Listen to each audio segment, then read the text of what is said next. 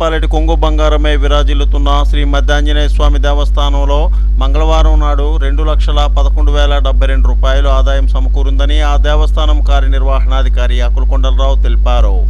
దేవస్థానంలో ఏర్పాటు చేసిన అన్నప్రసాద కార్యక్రమంలో భక్తులు అధిక సంఖ్యలో పాల్గొన్నారని ఈవో కొండలరావు తెలిపారు.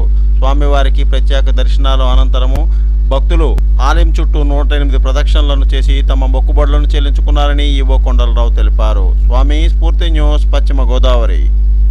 జై శ్రీరామ్, జై హనుమాన్.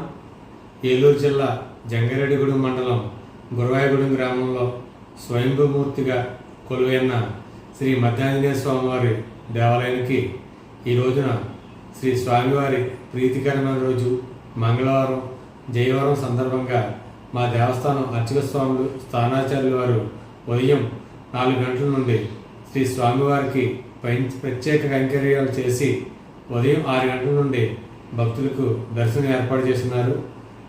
ఈ రోజున శ్రీ స్వామివారి ప్రత్యేక దినం కాబట్టి విశేష పుష్పాలంకరణ కూడా చేయడం జరిగింది. భక్తులకు సౌకర్యార్థం 2 క్యూ మార్గాలు ఏర్పాటు చేయడం జరిగింది. 1 ఉచిత దర్శనం, 2 గర్భాలయ దర్శనం. భక్తులు ఏది సౌకర్యవంతంగా ఉంటే ఆ క్యూ మార్గం ద్వారా వెళ్ళి శ్రీ స్వామివారిని దర్శించి అనంతరం ప్రసాదం ఉదయం 11:30 దగ్గర నుండి అన్నప్రసాద భవనం నందు అన్నప్రసాదం స్వీకరించి వెళుతున్నారు. భక్తులు ఎంతోమంది పరిసర గ్రామాల నుండే కాకుండా ఇతర రాష్ట్రాల నుండి కూడా వచ్చి శ్రీ స్వామివారిని దర్శించి ప్రత్యేక పూజలు జరుపుకుంటున్నారు. నామకరణలు, అన్నప్రాసనలు, వాహన పూజలు, ఇతర పూజా కార్యక్రమాలు నిర్వర్తించుకున్నారు.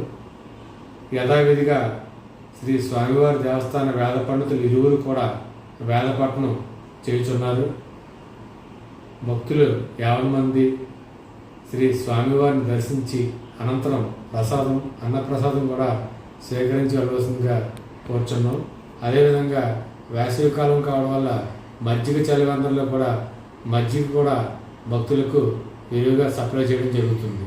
జై శ్రీరామ్, జై హనుమాన్.